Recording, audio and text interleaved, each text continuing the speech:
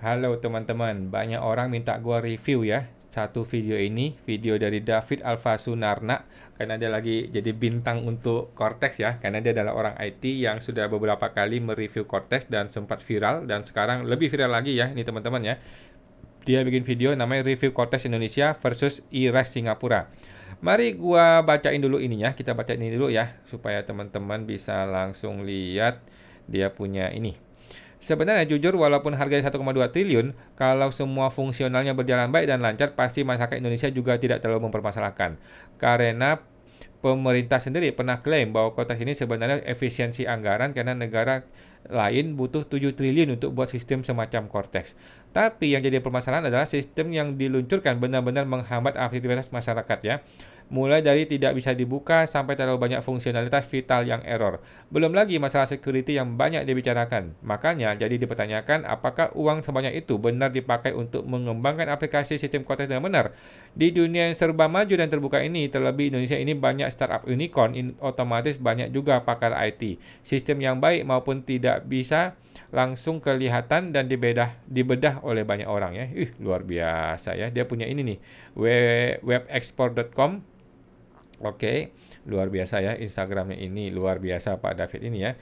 Jadi feeling gue sih dia ini adalah seorang developer yang banyak membantu UMKM, kemudian dia juga disemprot sama para klien-kliennya, gue rasa ya. Makanya dia sampai getel banget ya pengen sampai bikin video dedicated hanya khusus untuk membahas Cortex ya. Mari kita review video dari Pak David ini ya, dan gue akan langsung kasih komentar ya teman-teman ya. Bapak David Alfa Sunarna. Mari kita taruhan guys ya. Lu taruhan sama gue berani nggak ya pakai Pocari Sweat 2 botol ya. Berapa hari lagi dia akan balik badan berubah menjadi buzzer.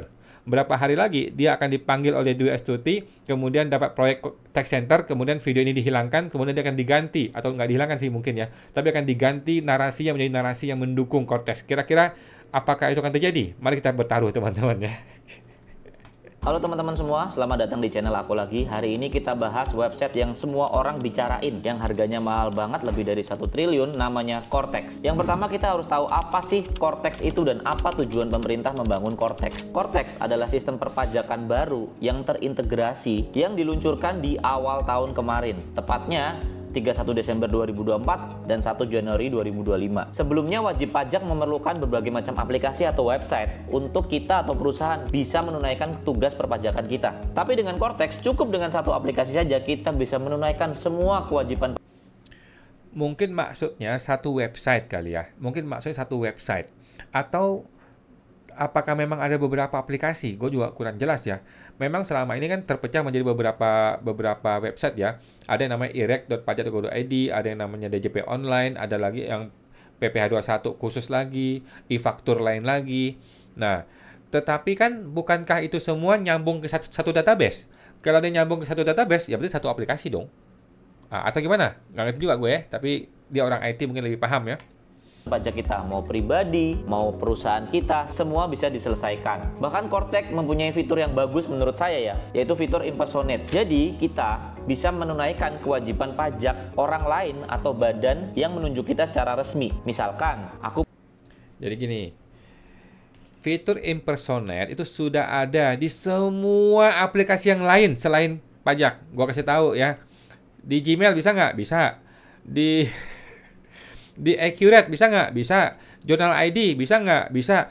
Di semua tempat lain itu bisa fitur impersonate ya teman-teman ya, biar lu tahu ya. Accurate ID sudah sejak zaman pertama kali dia launching Accurate ID online sudah bisa impersonate, sudah bisa satu akun user buka beberapa database, sudah bisa sejak zaman dahulu, dan semua aplikasi di dunia ini bisa menggunakan impersonate. Oke? Impersonate ini adalah sebuah istilah yang diciptakan oleh DJP seolah-olah ini barang baru, barang keren, barang bagus. Enggak, bos. Di mana-mana yang namanya satu user itu bisa mengakses banyak database. Di mana-mana itu semua begitu. Ya, tapi sekali lah ya.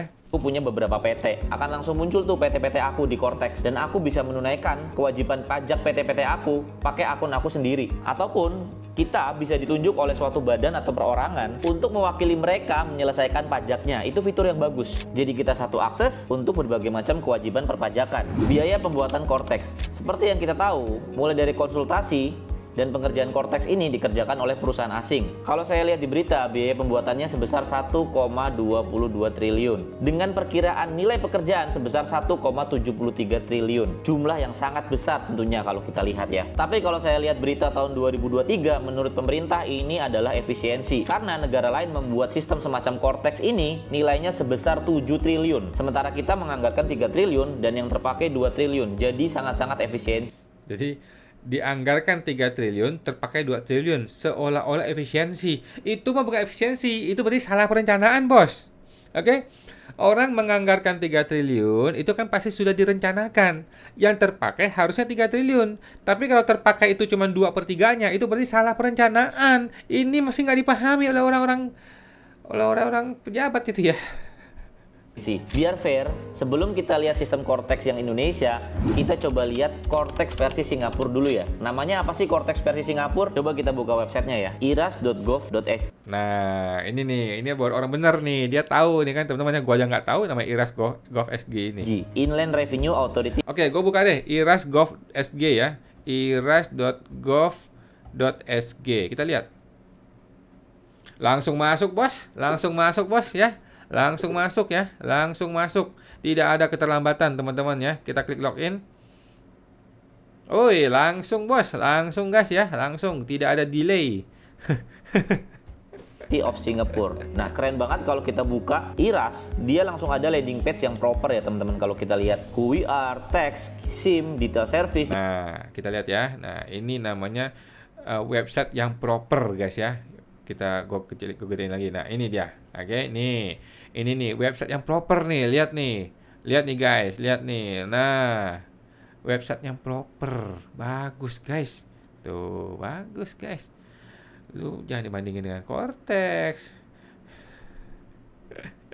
Digital collaboration, bahkan dia ada note kalau banyak fake SMS, email, WhatsApp, dan harus kalian cek before ngeklik biar nggak kena tipu. Keren. Terus kalau kalian lihat juga di tahun 2025 ada timeline pembayaran pajak yang jelas kalau di Singapura. Mulai dari 1 Maret sampai 18 April itu ada jadwalnya semua. Bahkan yang terakhir kita lihat sampai 31 Juli itu jadwalnya masing-masing ya teman-teman. Mungkin yang warga negara Singapura bisa lebih ngerti ya, tapi ini keren banget. Terus ada kalkulatornya buat ngitung pajak, paymentnya, digital service-nya, form, guide-nya, tax rate, ada landing page yang clear dan nunjukin seberapa serius mereka tentang sistem ini. Dan kalau kita login, pencet, kita akan langsung diarahin ke portal mytax.iras. Mytax Iras ya. Nah, jadi kan website utamanya ini nih, website utama kan.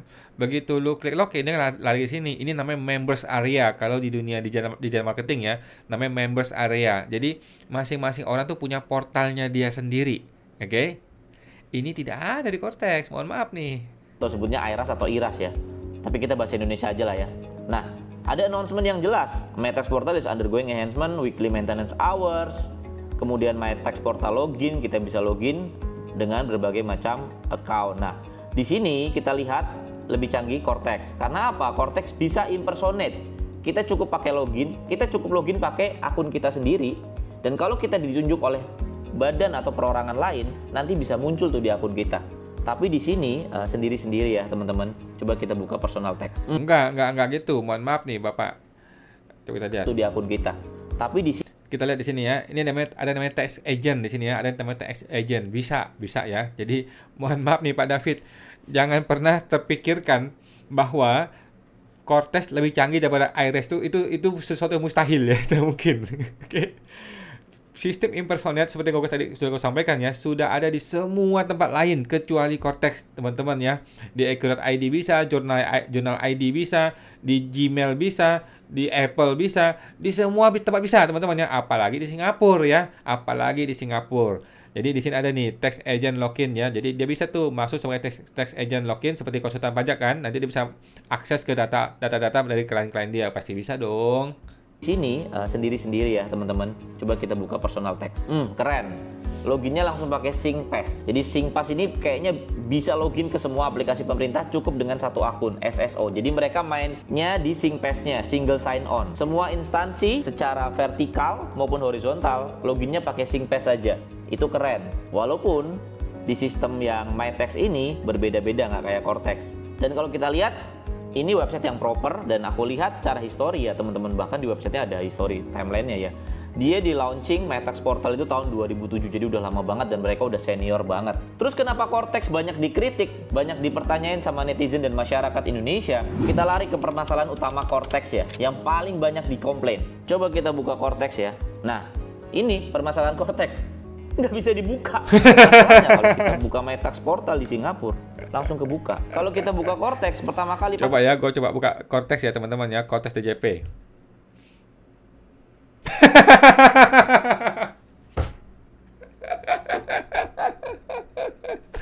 Aduh, kacau.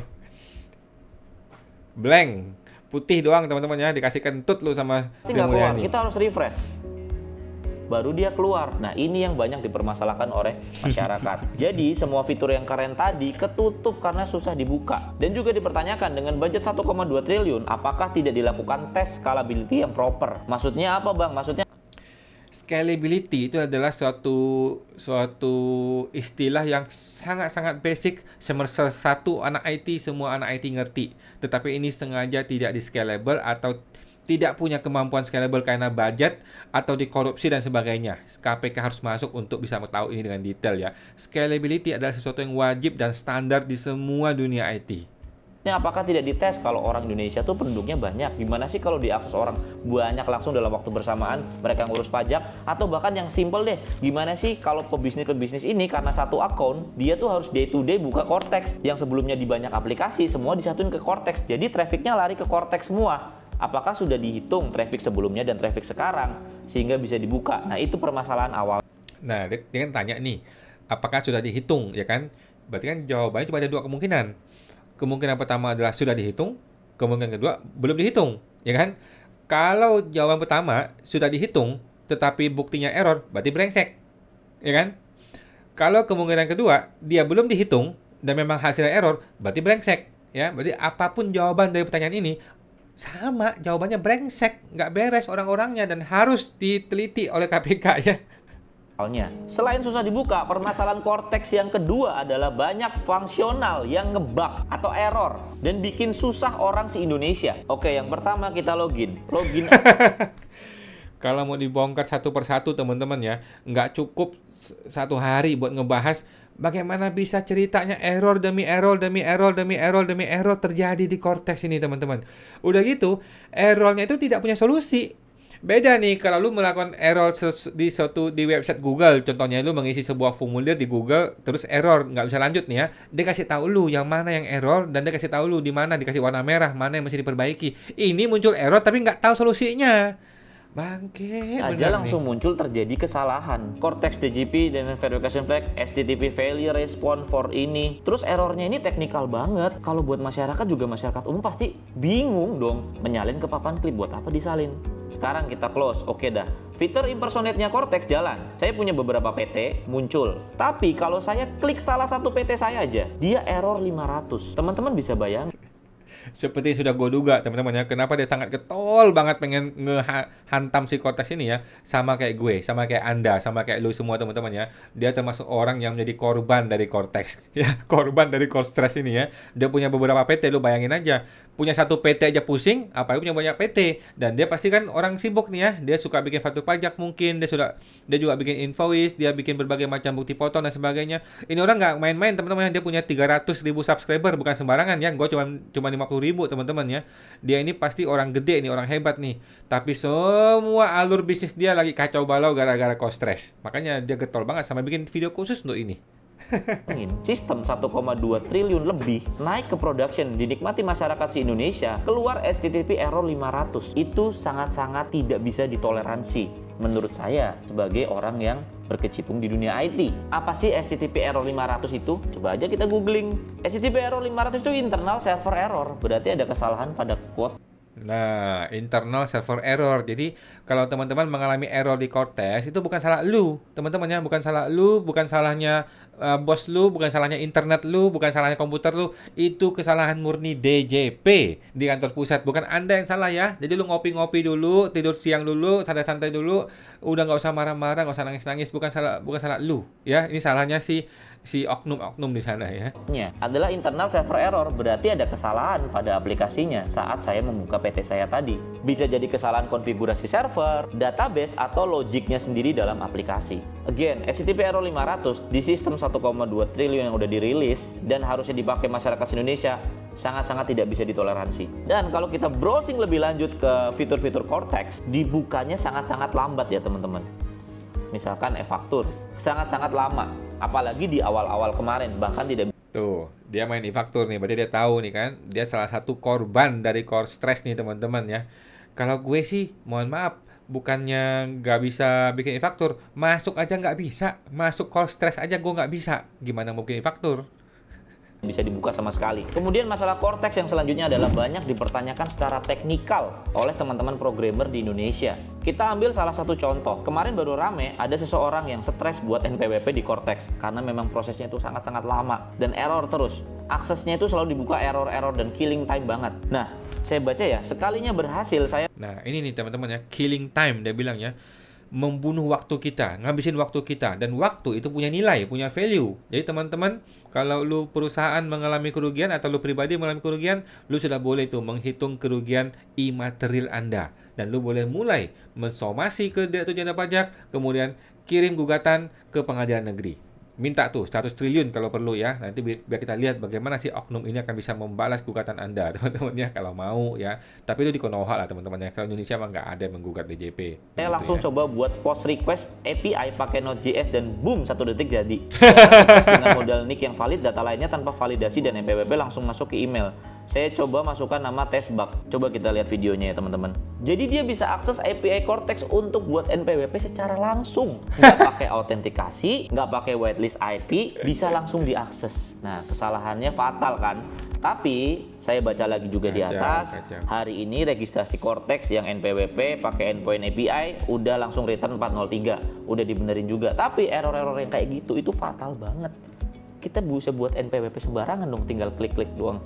Nama orang banyak banget. Masalahnya adalah apakah sekarang gue tanya teman-teman, apakah ada pengumuman atau keterangan tertulis dari DJP sehubungan ini, sehubungan dengan bobolnya sistem mereka, bagaimana API mereka bisa dimasukin oleh orang luar tanpa pakai password? Ada nggak pengumuman dari DJP? Ada nggak permintaan maaf dari DJP? Kagak ada. Jadi feeling gue ini Pak David ini bentar lagi dipanggil nih. Tolong dong dihapus dong videonya dong. Mari kita bikin text center yuk sama-sama yuk.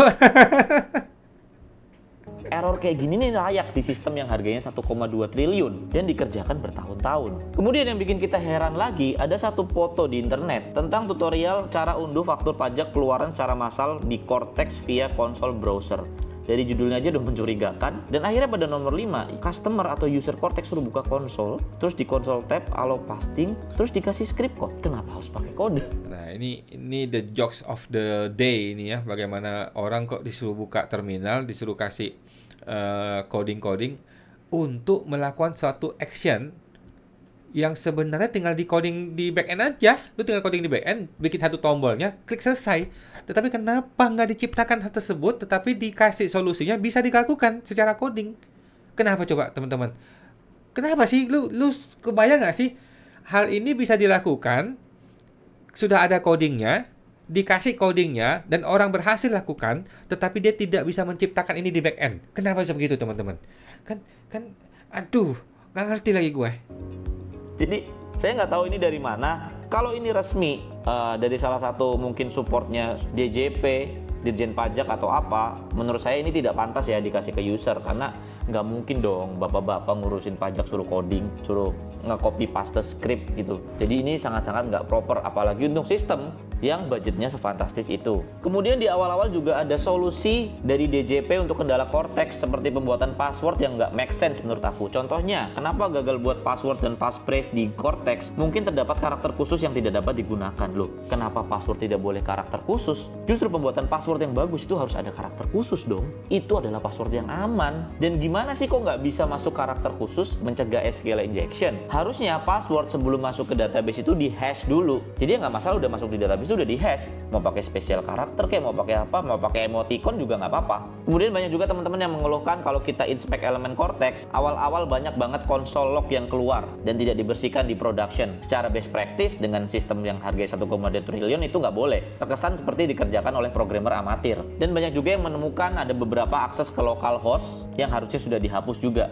Nggak tahu sekarang mungkin udah dibenerin ya, tapi itu menjadi catatan banget ya buat Cortex ya. Dan menurut gue pribadi UI UX Cortex ini tidak sesuai dengan harganya. Mungkin ini bias ya, banyak juga yang ngomong nggak apa-apa UI UX begitu asalkan fungsional jalan. Gue setuju banget, tapi teman-teman kita ambil satu case ya. Kita kalau buka Cortex dan masukkan link ngaco, tidak ada header not found-nya, langsung Engine X dan versinya. Kalau kita bahas Waduh, gue sih yakin nih si Pak David nih bentar lagi dipanggil sama DJP ya. Tolong dong Pak David bantuin kita dong. Budget 30 miliar boleh nggak? Wih, langsung diterima ya 30 miliar ya. Udah deh kita beresin ya, kita beresin ya. Nanti 1T-nya sudah diamankan gitu ya. Kira-kira gitu ya, tapi itu di Konoha teman-temannya, kalau di Indonesia nggak ada begitu ya. Security versi Engine X tidak boleh ditampilkan. Gue pernah kepleset ngomong di sini ketika nge-review Cortex pakai format Reels dan pakai format Short, pakai format TikTok. Penggunaan Engine X ini nggak masalah ya. Tapi kalau kita buka IRA Singapura, kita ketik link ngawur, dia pasti balik lagi. Kalau kita buka yang landing page-nya, kita ketik link ngawur, dia ada handler page not found. Hal-hal sesimpel itu aja tidak diperhatikan menurut saya. Kemudian kalau kita lihat UI-nya Cortex, misalkan pengguna baru daftar di sini, ya selain lama ya dibuka ya pasti. Coba gue tes dulu deh. Kita lihat dulu ya, Cortex DJP masuk aja nggak bisa. Coba aku putar lagi, kita refresh ya. Coba gue ganti link yang di ujungnya ya, gue ganti yang aneh-aneh ya. Kita testing begini, bisa nggak? Tuh, not found tuh. Udah betul dia tadi kan? 404 not found, Engine X nih. Aduh. Bisa dibuka lagi-lagi di review. Nah, baru kebuka setelah gue begini-begini. Kita lihat nih infografisnya, sorry to say, menurut saya murahan banget untuk sistem yang harganya 1,2 triliun. Harusnya dia bisa hire desainer Indonesia yang jago dan ini diperbaiki lah. Kita lihat ini juga keren tuh, infografisnya keren, IRA Singapura, kan gampang buat kayak gitu ya. Harusnya nggak mahal budgetnya. Akibatnya apa ke masyarakat? Akibatnya masyarakat dan pengusaha dan pebisnis semuanya pusing. Karena untuk bisnis kita butuh banget lapor pajak. Kita butuh banget aplikasi-aplikasi perpajakan. Contohnya kita mau kerja suruh buat NPWP, buat NPWP-nya aja susah. Kita bisa daftar kerja. By the way guys, sampai hari ini bikin NPWP, OP maupun badan belum bisa di Cortex. Anda harus datang langsung ke KPP ya. Jadi Cortex ini bukannya makin pinter malah makin bodoh ya. Bukannya makin canggih malah makin manual. Lu harus datang ke KPP manual bikin NPWP doang saat ini teman-teman ya. Yang kedua, kita mau terbitin transaksi dan faktur pajak, masih error, masih lama. Bahkan ada beberapa karyawan di suatu perusahaan yang begadang sampai jam 3 pagi biar Cortex-nya lancar. Itu aja kadang-kadang masih error. Dan kita kalau bedah Cortex lagi secara teknikal di bidang IT, karena IT cakupannya luas, butuh beberapa orang yang ahli di bidangnya dan durasi seperti ini tidak akan cukup. Tapi intinya yang terakhir, kita mau menanyakan solusi dari pemerintah apa, karena sudah berjalan 1 bulan dan masih begini-begini aja. Apakah masih butuh waktu 3 bulan lagi sampai sistemnya normal dan stabil? Dan saya pertanyakan gimana proses analisa transisinya dari aplikasi lama ke aplikasi yang baru. Menurut saya proses transisi itu harusnya bertahap, tidak langsung semua di stop dan dipindahkan ke sistem yang baru, kecuali dengan persiapan yang sangat. Ini semua orang sudah komplain, kenapa lu langsung ubah sekaligus, kenapa nggak bertahap ya. Alasan DJP adalah karena kalau kita ubah bertahap, database-nya bisa campur aduk. Nah itu betul, gue setuju teman-teman ya. Kalau gitu simple solusinya, pakai database yang lama aja, kenapa nggak begitu? Kenapa lu mesti bikin database baru? Simple banget gitu loh solusinya. Nggak usah bikin database baru, pakai database yang sudah ada, diperbaiki, ditambahin fiturnya. Orang bodoh juga ngerti, cuman ini nggak ngerti lagi juga. Sangat matang ya, baru boleh. Dan dengan budget segitu yang sangat-sangat fantastis, sangat-sangat dipertanyakan dong kualitas software yang dibuatnya. Karena ini tidak sepihak, karena banyak orang juga yang mengalami error yang sama. Kecuali anak-anak IT aja yang bedah sendiri, tapi orang-orang umum juga bermasalah. Padahal kalau kita lihat ada dokumen bocor di internet, programmer yang mengerjakan Cortex gajinya fantastis loh. Pelaksana sekretariat total rata-rata 20 juta. Analis tingkat 141, tingkat 2-nya 37, tingkat 3-nya 26. Ketua subtimnya mungkin tech lead ya ini ya, 64 juta per bulan. Kemudian ketua tim totalnya 88, wakil manajer project 99, dan manajer project total 112 juta per bulan. Kalau dihitung per tahun totalnya sama THR 598 juta, kalau dikali 4 tahun pengerjaan 2,3 miliar. Ini cuma salah satu tim aja ya, mungkin nggak mewakili seluruh tim Cortex, tapi gajinya fantastis. Kenapa hasilnya seperti itu? Ya, mudah-mudahan sistem ini segera bisa running well, segera bisa running dengan smooth, dan ada klarifikasi tentang kenapa error semua ini. Kita juga butuh jawaban dong, karena ini duit pajak kita loh yang dipakai buat ngerjain ini. Ya, jadi ya begitu aja ya teman-teman. Mungkin saran saya juga untuk government selanjutnya, pastikan ketika rolling suatu aplikasi, apalagi yang nilainya fantastis, secara bertahap aja sih, nggak masalah. Edukasinya pelan-pelan, tapi ketika full roll out semuanya udah ready. Jadi jangan matikan sistem yang sebelumnya, pakai aja dulu, dan jangan langsung semua disuruh migrasi ke sana. Karena digitalisasi itu intinya apa sih? Mindahin transaksi offline ke online. Ketika yang di lapangan secara offline aja masih amburadul, acak-aduk, berantakan, ketika kita digitalisasi atau ketika aplikasi yang lama aja masih banyak masalah, ketika kita pindah ke semua bakal tambah masalah, bukan bahkan menyelesaikan masalah ya. Jadi gue tetap berharap yang terbaik buat sistem Cortex ini, dan gue yakin dalam mungkin setahun ke depan bakal lebih sempurna. Tapi yang mungkin masyarakat kecewakan adalah harganya yang fantastis, dan ketika launching banyak sekali error yang menghambat berbagai macam bisnis dan keperluan warga negara Indonesia. Sekian dari gua, like dan subscribe teman-teman jika suka konten. Oke, teman-teman ya. Gua kepikiran sekarang ya. Gua kepikiran kenapa enggak kita mengajukan supaya Cortex ini dilakukan audit digital forensik atau digital audit forensik atau apalah istilahnya ya. Pokoknya audit forensik secara digital terhadap Cortex ini.